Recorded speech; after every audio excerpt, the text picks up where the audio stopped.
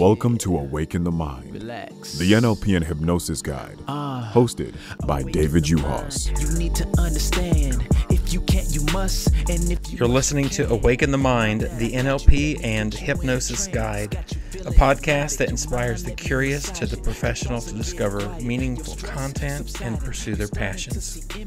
My name is David Uhas, and I'm a master NLP practitioner and hypnotist, best known for losing over 100 pounds and running 6 marathons in 2 years. And I'm sitting down with hypnotists, NLP practitioners, and coaches to talk about their process, the lessons they've learned, and how to make an impact in the lives of others. Our guest today is a master practitioner in NLP, timeline therapy, and hypnosis. She works with clients on relationships, personal growth and development, career, health and fitness, children, in accelerated learning, and available in person or virtual with conferencing. Her niche is around people experiencing and overwhelmed with bipolar, depression, anxiety, trauma, and assisting them to connect with the resources they already have within themselves to a more empowered life. The doctors Amy works with are open to her assisting with the emotional part of healing trauma. Her partner, Glenn, is also trained and certified. Glenn and Amy are NLP practitioners and hypnotherapists. They are both certified with the American Board of Hypnotherapy, the American Board of Neuro-Linguistic Programming, and the Timeline Therapy Association. Glenn is also a computer systems engineer. He has been working on computer systems for 36 years and has spent the last 18 years building corporate infrastructures. There is no such system that is a challenge for him. His passion has been assisting others in the realm of healing. His family is his highest value. He uses his NLP skills to assist his family and others to achieve rapid success, joy, and fulfillment. He also enjoys networking and created his own stream of passive income and assists others in creating abundance. Amy is an artist and photographer with great success in both fields. Her work has been prized and esteemed by world-renowned artists. She has taught and presented in the Smithsonian Affiliated Museum. She educates her 2 young sons and uses her NLP skills to assist her children in gaining rapid academic success. Her passion for the last decade has been human behavior, and her curiosity of the subject led her to using timeline therapy, hypnosis, mindscaping, and NLP to assist people in achieving harmonious health of the mind and body fast.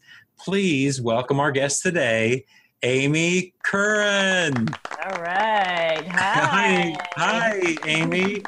How are you today? I am very excited to be here today, and I'm looking forward to sharing my story with everyone. I am excited. You gave some teasers about it beforehand, and I am so excited to hear about it. Before we get to that, though, I want the audience to get to know you a little bit. Could you please tell me about yourself growing up? Where were you born, schools, activities, hobbies, anything that you want to share? Okay, well, I was born in New York, Ellenville. It's a small town. And, well, my childhood was quite... I would say it was quite traumatic.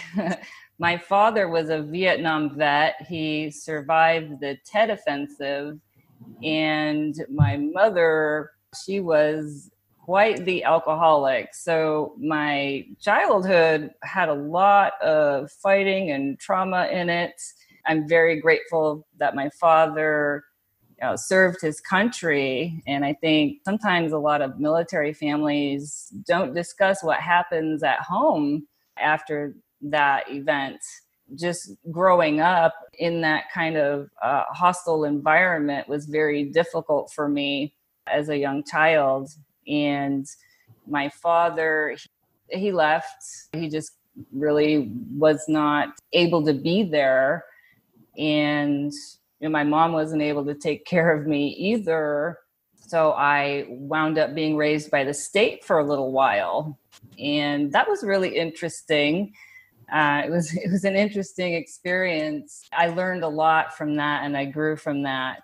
And the way that I got out of that was really interesting because my mother pretended to come visit me And instead of visiting me, she kind of kidnapped me and took me to my grandmother's out in New Mexico. I was like, oh, okay, we're going to New Mexico now. So yeah, I know. I was like in New York, and then I'm out of that situation, and I go to New Mexico, where I lived with my grandmother for the longest time. My mom just kind of went off, and she was still drinking heavily at the time. And during my time in New Mexico, it was very peaceful. Just me and my grandmother there, and not much to do. You're just kind of out in the middle of the desert. So I got to experience a nice peaceful time. Nice. And sounds like meditation. Yeah, it was meditation. I kind of went from whoa trauma to, oh, hey, this is I could live out here for a little while. And after that, my mother decided to get married again. So I had a stepdad, and he was very traumatized himself and took a lot of that out on my mother, me, my stepbrother and sister. So I was just growing up, all I knew was traumatic events. So I spent a lot of time on this planet walking around just being very scared. So I know what it's like to be very scared. And as far as school goes, I was the new girl in school every single year. We moved so much that that's what my name was, the new girl. So you have your social security card changed? Yeah, absolutely. It's like, my name is Amy. It's the new girl. And the good thing about that is I learned how to adapt, to different places and different people and different cultures. And I always made friends real quickly and real easily. And I enjoyed that part of it. No part of my life was boring because I always got to go to a new school. So, my early childhood was quite tumultuous. It was very difficult, and it was a big part of who I am and what I've overcome. And I'm very happy about that. Nice. We talked a little bit about that before we started, about that special gift. Somebody who goes through trauma looks at the world differently and also can connect with others who have gone through trauma in a way others they can't understand. Right. Yes. If somebody's sharing their story with me, it's like, I completely understand that. I know how that feels. And I want to acknowledge you for being vulnerable to share your growing up experiences. Very nice. Thank you. Yeah. As you were growing up, were there any role models that you saw, whether it was in school or your grandmother, or who were your role models growing up? I liked Phil Collins. I like Phil Collins. I liked Phil Collins because his career was always around during my childhood, into my 30s, and now I'm 47. He's been around my whole life. His message was always positive. He's just one of those people that just he keeps going, and his message was always positive. So I always grew up just listening to his music, and I think I can tell by his lyrics that he's a very esoteric kind of guy. There's got to be something that he knew, how to make a great life and to make music work in a very positive way. But yeah, his music sounds so fantastic, So I just loved that guy. Very talented, because he was a drummer and a singer, and didn't he write songs as well? His lyrics are just fantastic. Just nice. Absolutely fantastic. What are you passionate about? Tell me about your passions. I am passionate about helping people discover the power that they have within themselves. Like, it's already there. Everyone has just this superpower within themselves, and all they need to do is to be reconnected with that power and just to reconnect with those resources. And even more than that, I'm interested and very passionate about teaching it, because I would rather, instead of me driving somebody to the store, I'd rather say, here's the keys, here's the car, do it yourself. I don't know. I'm a Sagittarius. I guess I'm just fit for teaching people. I teach my own children. I teach. So I'm really passionate about teaching people how to do what I do and empower themselves to do it so that they don't need me. Nice. Yeah, not into the codependent thing whatsoever. Let's give you what you need to do what you need to do. And you don't need me at all. Nice. It's interesting how someone doesn't see their strengths within themselves. And sometimes as a coach or practitioner, just kind of holding up that mirror to let them see how awesome and incredible they already are. They already are. I mean, when I'm sitting with a client or anybody, I just know, okay, here's a magnificent person. They're sitting in front of me. And I know that there's just this magnificence waiting to come out. And, that was done for me. That was done for me at our training, at our coaching. They just looked at me that way. And it was such a nice, safe place to be. And then I asked myself, okay, how do I connect this person to what they already have inside themselves? What led you to coaching? How did you get here? How did I get here? Well, I already kind of went over some of my childhood, and that was super fun. It's funny, I can laugh about it now. There was a time when if I would talk about it, my face would break out in blisters and stuff. It was just so awful. But now when I'm looking back, I can actually laugh and completely feel okay with everything and know that it was a blessing. But after it was in my 30s for a while, I went to therapy. I did talk therapy. And for me, it didn't work for me because it was kind of always just talking about the same problems. And for me, it really just reassociated me into the problem all the time. Just kind of kept me there. At that point, I didn't know what I was supposed to do. And I just went into, see a psychiatrist and was on medications for a very long time, almost a decade. And that did not work for me either. It's just like everything was always still there. The medication just kind of numbs me, so I didn't really have to care about life or deal with what I was dealing with. But everything was always still there. And I just knew that I'm supposed to be able to live a great life. I just always knew it. And one of the reasons I was really excited about coming on this podcast was I actually found NLP through listening to a podcast. Interesting. Yes, I was listening to a podcast, and it was a podcast out of Europe, and a veteran was being interviewed.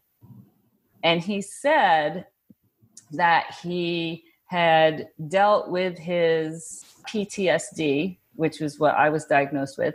He said that he had dealt with his PTSD using NLP. So I was like, what? Okay, what is this? What is NLP? where, what is it? Okay, it's something's got to work. So I started researching it, and I looked into it.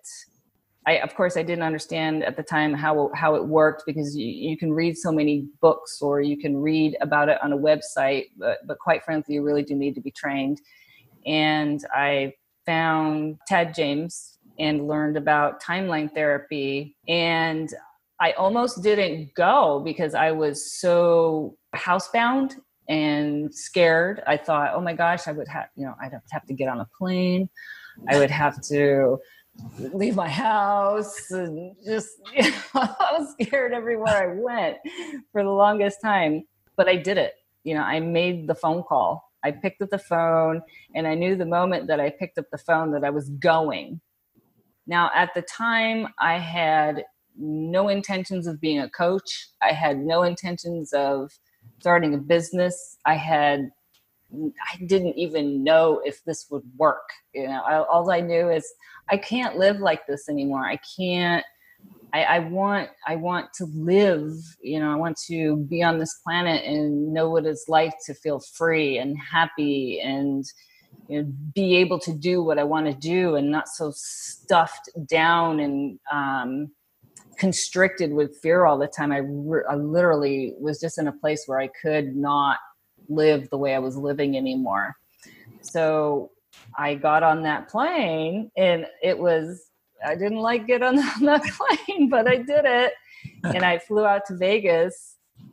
And when we went through when we went through our practitioner training, I was at that time, I was still having a lot of trouble sleeping. So I really did make it through the practitioner training. And by the end of it, I was just a different person. Now, for me, I needed to walk around in the world after the training to know if it was really real, the way I was really feeling, because I was inside the training. I was like, yeah, safe place.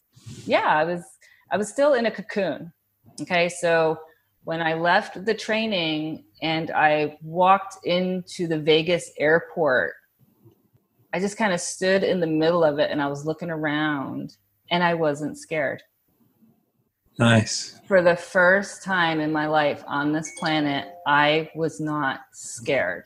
Beautiful. Yeah, and I just stood there and I thought, oh my gosh, this is what it's like to be here and not be completely freaked out. And I just had to stand there for a few minutes and take that in. It was completely overwhelming. Because before, an airport, just all the people, everything's going on, getting up, like but I was just so happy to get rid of all of that fear and depression and sadness, and it was gone. And I went home, and my husband was home, and he took a look at me and noticed a big change, and he's like, wow. So he got on he signed up for the next practitioner right away, because he had his own traumas and things that he was dealing with in his life. And I knew from that point that I would be going on to master practitioner. Like I had to continue on to the next level, because I knew, okay, if I'm feeling this way, if this is, because sometimes you don't even know how bad it is until it's all gone. Right? It's like, yeah. You don't know. The contrast is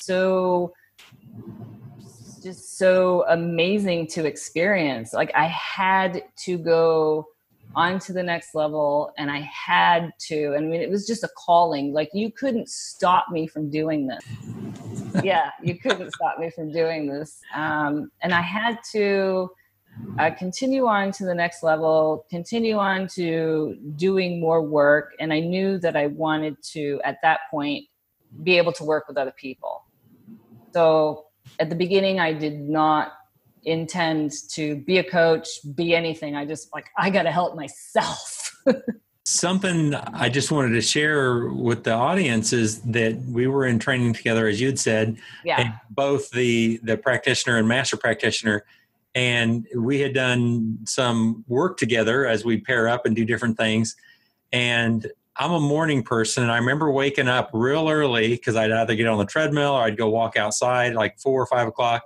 And you would be up, you'd be outside, sitting outside in the hallway sometimes.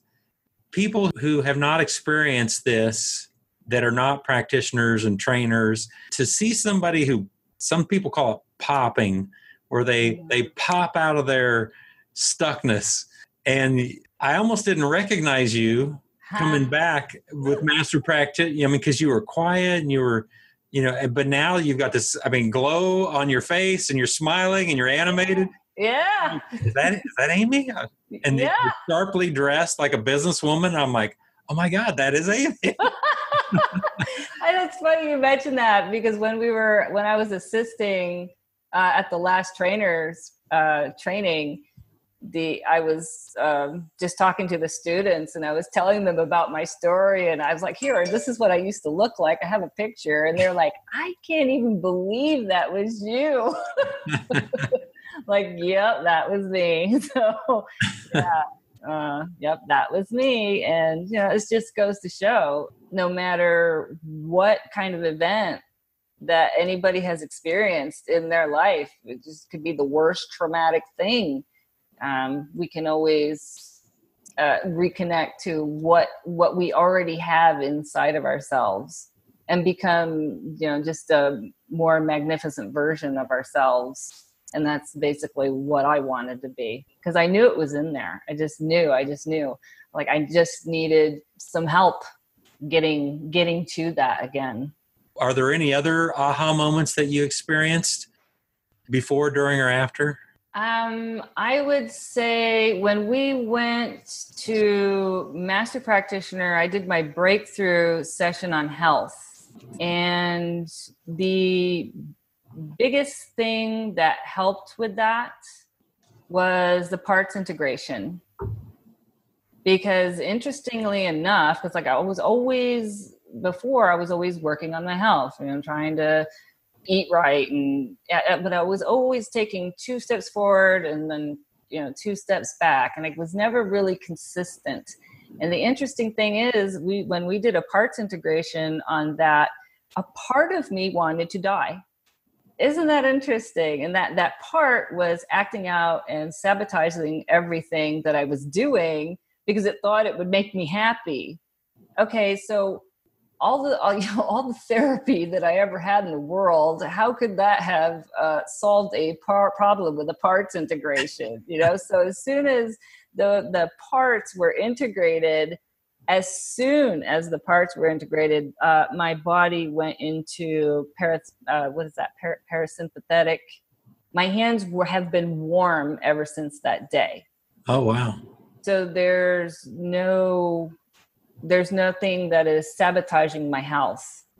All of the efforts that I'm making in my health are actually working. I feel great. I have tons of energy. And I remember working with you, we put a goal that I would sleep better. And I do now. Like, I sleep now. So like before, I did not sleep well at all. So now I sleep well. So yeah, I had a part that was just completely messing up my life and trying everything I do. And I'm just so grateful that the parts integration process is available, because who would have known? Where could I have figured that out?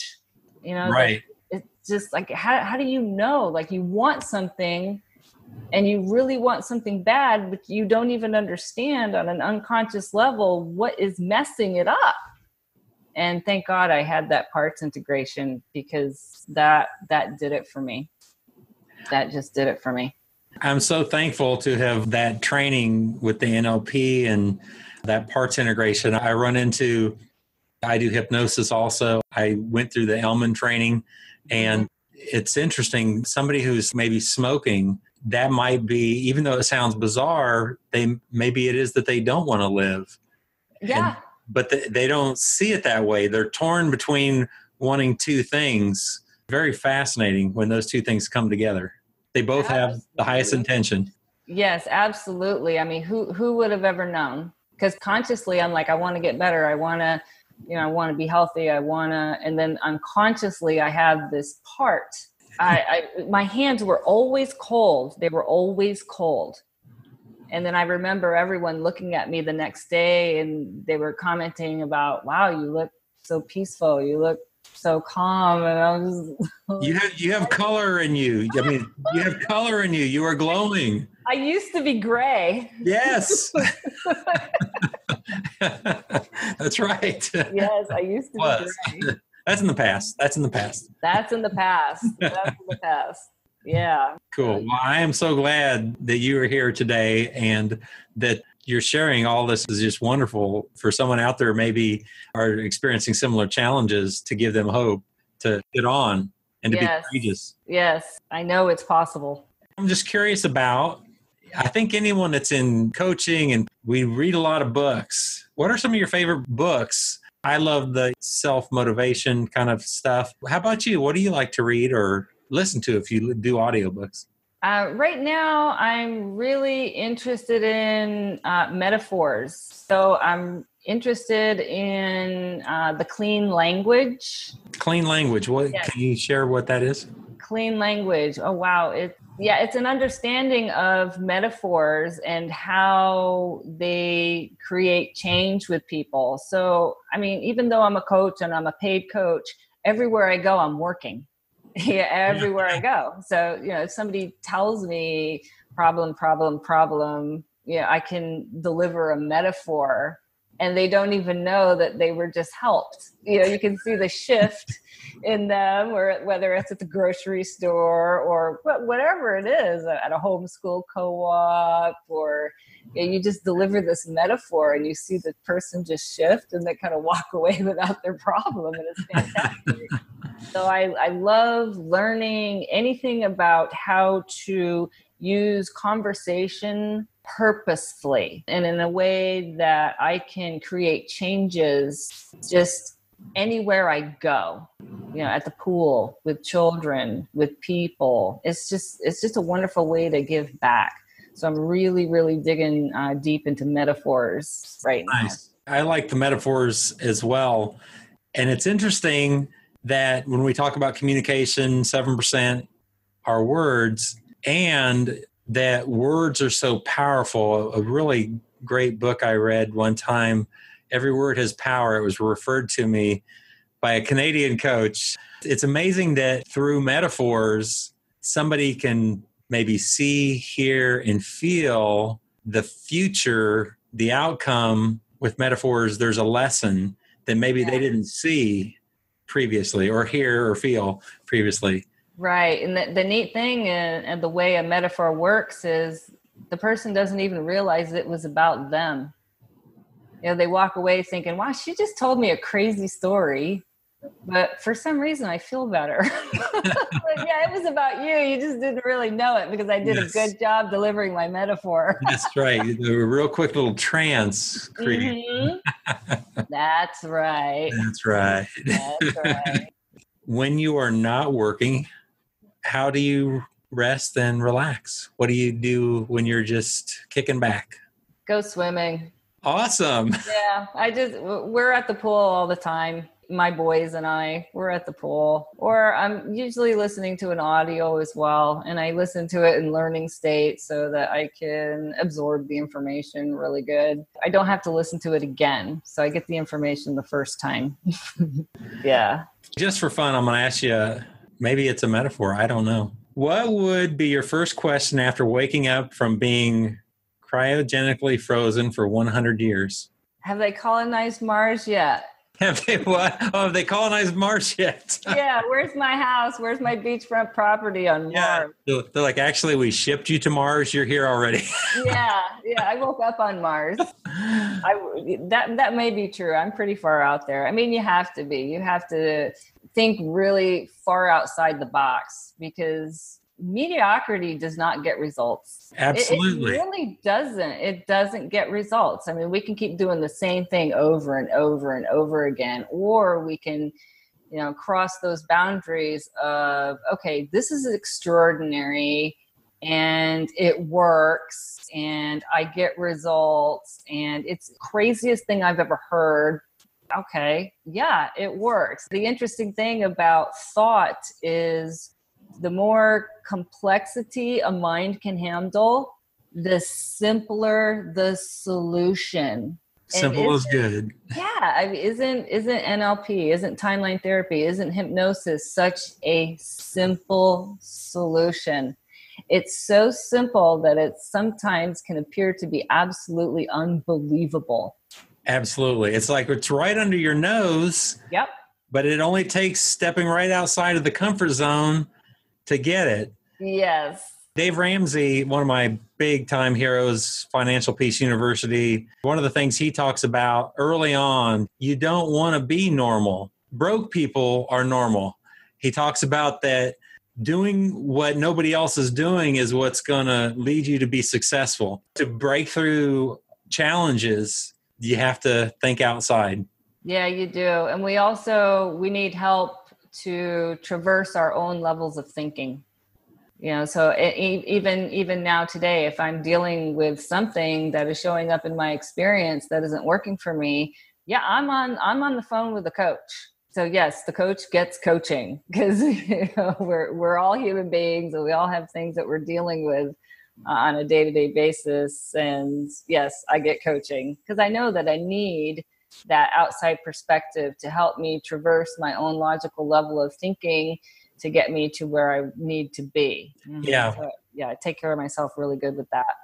Nice. That's not a question I was going to ask, but that is a question I've heard before. Common with coaches is, do you ever get coaching? Any opportunity I can, because I'm not perfect. I'm not like this, angel up here, all knowing. I'm still advancing with my life. And I run into sometimes roadblocks that I just can't see around. And it's great to have someone else's opinion and sometimes seeing what's stopping me right in front of me myself. That's what I like about the NLP coaching model and how we were trained. We are working with someone. We are doing this together. I am not the guru. I am not the person that has it all together, or there's no hierarchy there. It's all I am is the person who is facilitating what the other person in front of me already has within them. So when I work with somebody, I'm not doing anything they are. All I am doing is just facilitating the work. I am the facilitator. And that's really important. Nice. Because if somebody were to say to me, "Oh, thank you, you did," I turn it right back around. I didn't do anything. You did. You did that. And even in my own coaching, that's right. I did that. And thank you that I have somebody outside of me facilitating that and helping me traverse my own levels of thinking. Nice. What's coming up next for you and Glenn? Well, I have trainers training coming up in August, so I will be gone for a month. Now, is that with NLP or hypnosis or timeline therapy, or how does that work? All of it. Oh, nice. Yeah.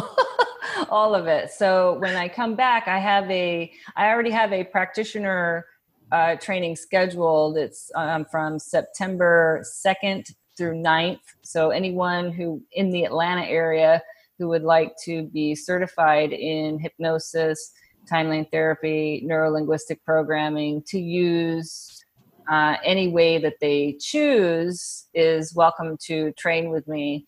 And I am good. I know what I'm doing.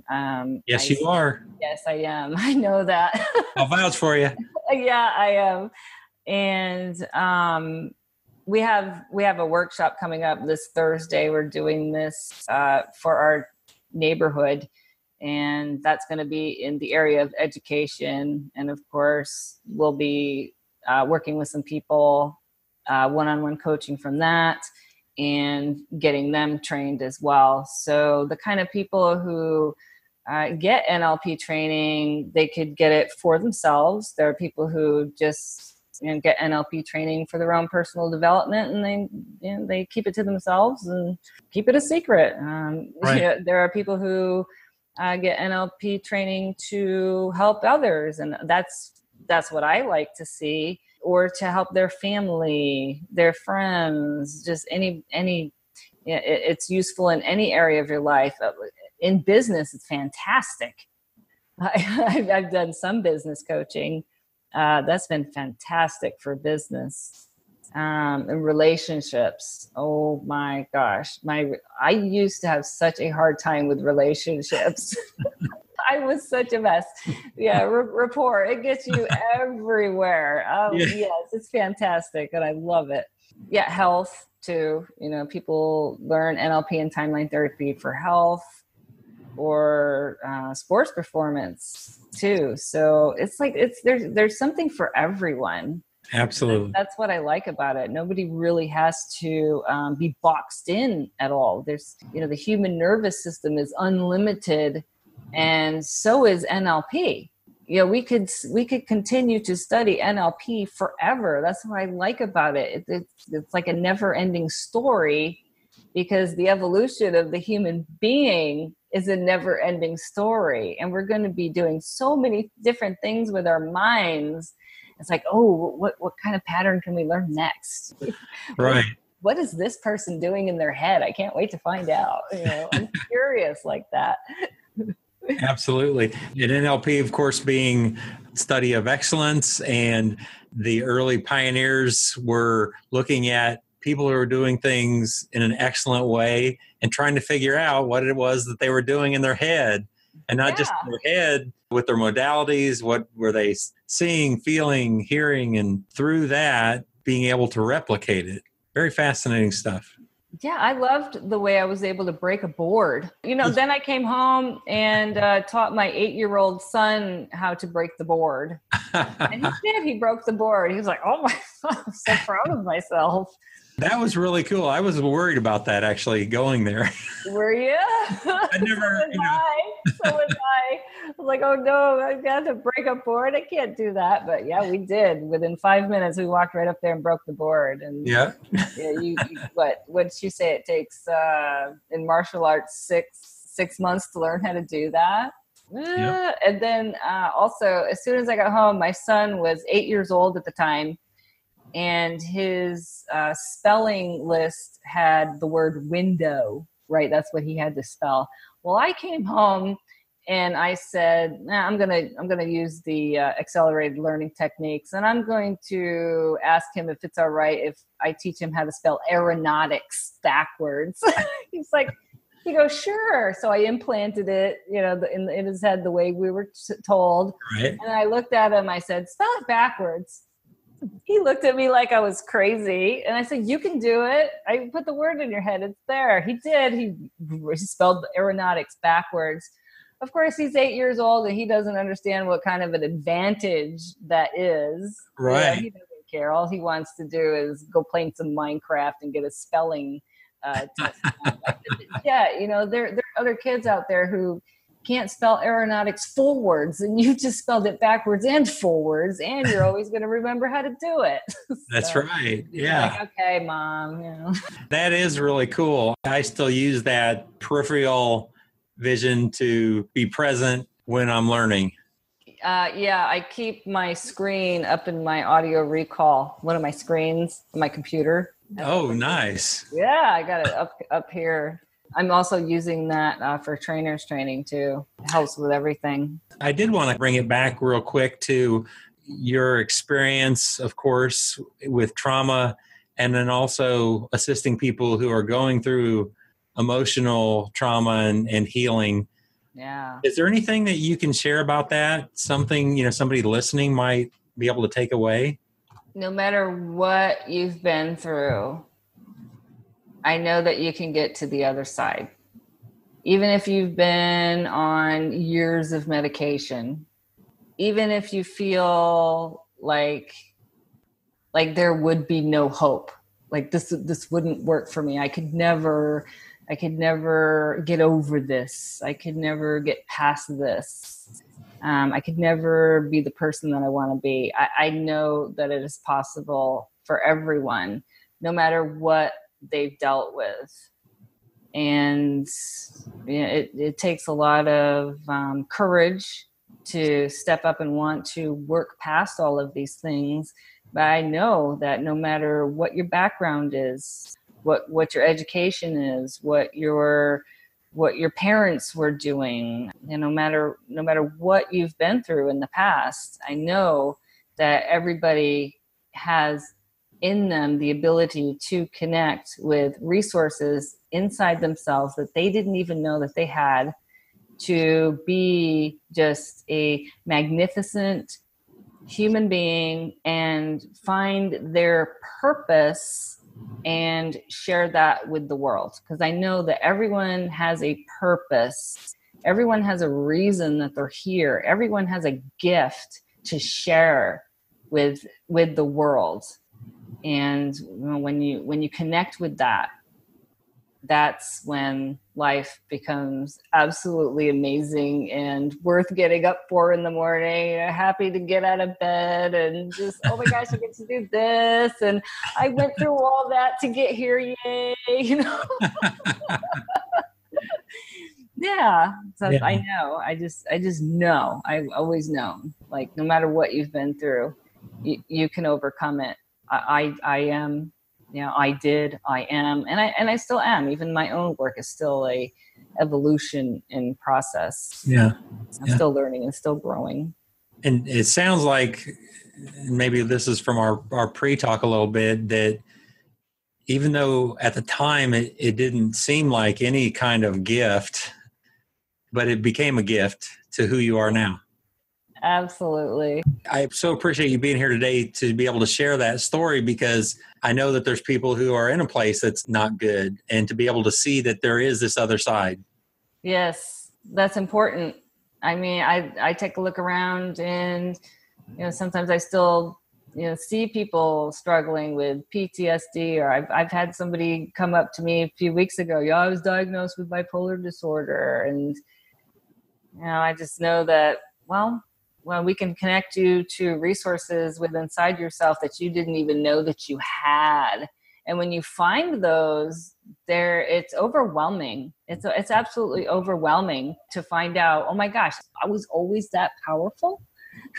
Right. And I was really, I was always that powerful. I just really didn't know I had that in me. Yeah. Fantastic. That connection of the mind and body. And I remember early on in high school, our teacher taught us how we could raise and lower our heart rate just by what we were thinking about.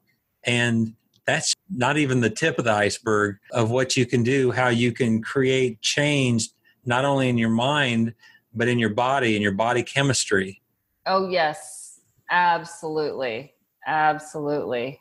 Yes. I showed my children how their thoughts affect what's going on within themselves by doing the book and the dictionary, that exercise that we learned. And that's just 30 seconds of thought, and it changes your physiology. And can you imagine what 30 years of thinking does? Well, I'm in control of my mind now. Sure.